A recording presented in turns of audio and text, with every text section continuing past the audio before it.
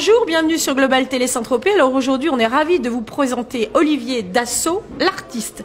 Alors on connaissait Olivier Dassault, l'homme politique, le député, qui a drôlement scoré aux dernières élections, n'est-ce pas Olivier? 67%, troisième score de France. Voilà. On connaît le capitaine d'industrie, qui est donc au conseil d'administration et de surveillance de l'entreprise Dassault. La présidente du conseil de surveillance est fils de Serge Dassault, petit-fils de Marcel Dassault. D'ailleurs, sur ma carte de visite, il y a marqué Olivier Dassault, fils de Serge Dassault. D'accord, très bien. Ça fait très plaisir à mon père d'ailleurs, ce que je peux comprendre, parce que comme ça, je ne lui fais pas d'ombre, je le mets en valeur. Mais de toute façon, vous n'êtes pas quelqu'un qui fait de l'ombre, vous êtes au contraire un artiste de la lumière. On peut le dire. On peut. D'ailleurs, je crois qu'on a titré un très bel article sur vous. On vous appelle le guerrier de la lumière. Votre travail, votre regard se pose là où la lumière se pose. Exactement. C'est-à-dire que c'est une rencontre entre un objet, la lumière et mon appareil photo. Si je l'ai avec moi.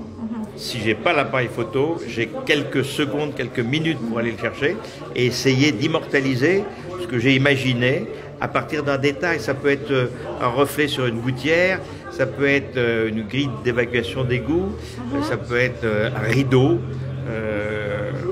une lumière sur une cheminée, ça peut être à l'intérieur, à l'extérieur. De mes très belles photos, lorsque je suis allé dans une clinique, et là ça peut arriver parfois, oui, pour subir une opération. Et là, j'ai fait toute une série de créations à partir du rideau de ma chambre d'hôpital. Comme quoi, un talent d'évasion incroyable, même sur un lit d'hôpital, la sublimation finalement, Olivier. Exactement. Alors aujourd'hui, vous êtes donc à Saint-Tropez, chez Barnes, une des nouvelles enseignes, enfin une des nouvelles enseignes immobilières présentes à Saint-Tropez. Je crois que vous êtes un artiste éphémère de cette agence immobilière. Vous êtes donc l'artiste récurrent. Des plus belles dans son domaine. Et éphémère, oui et non, parce que elle m'accompagne dans un grand nombre de mes expositions, en France et également à l'étranger. Et j'ai fait quelques expositions dans leurs agences, et notamment au moment de leur ouverture. En témoignage d'amitié, de reconnaissance. Et puis, ils présentent de très belles choses sur le plan immobilier.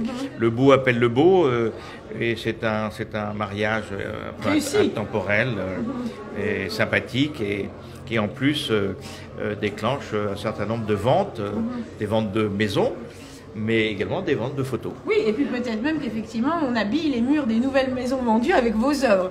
Là, évidemment, c'est le top. Alors, vous travaillez en argentique, c'est bien ça, avec un appareil argentique. Quel est l'intérêt, parce que vous m'avez montré tout à l'heure un petit peu la superposition que vous permettez ce travail-là. L'argentique permet la surimpression à la prise de vue.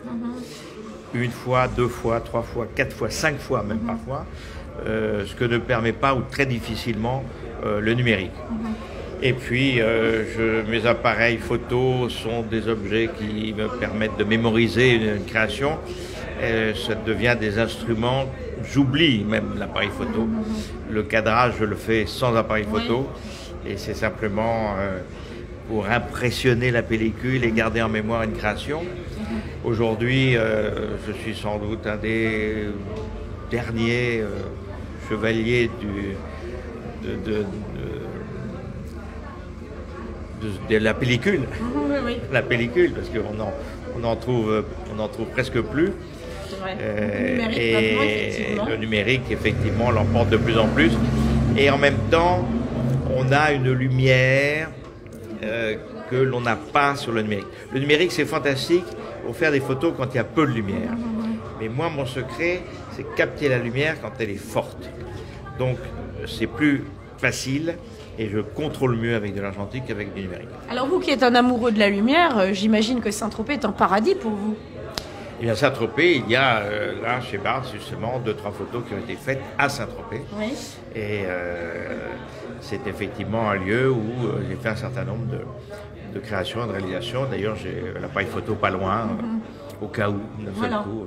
Alors, parmi ces trois casquettes qui allient ou qui défendent des valeurs comme le beau, le bien, la politique, le bon peut-être, qu'est-ce qui vous épanouit le plus, Olivier?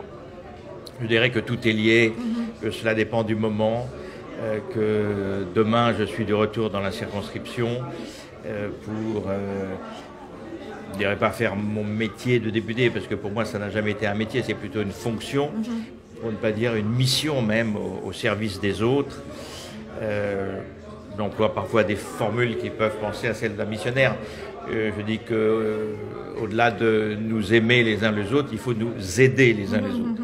Et j'aime beaucoup réaliser des choses pour les plus petits, les enfants, les jeunes, ouvrir des portes, redonner de l'espoir et encourager toutes les bonnes volontés, où qu'elles se trouvent et quelle que soit l'étiquette politique. D'ailleurs, mon score témoigne justement d'une non-étiquette politique quelque part, ou d'une action qui dépasse le côté politicien, si je puis dire, classique. Et l'art a une place très importante dans ma vie parce que il est partout. L'art est partout. Dostoïevski a dit « l'art sauvera le monde ». Je ne sais pas si l'art sauvera le monde, mais heureusement qu'il y a l'art. Heureusement qu'il y a des moments où l'œil peut se poser sur quelque chose de beau, où l'on peut respirer, et aussi bien en écoutant de la musique qu'en regardant une sculpture, un bel objet, un tableau, une photo. Olivier, merci beaucoup. Je crois que votre lyrisme est toujours au rendez-vous. Pour notre plus grand plaisir, à très bientôt. Merci de votre invitation.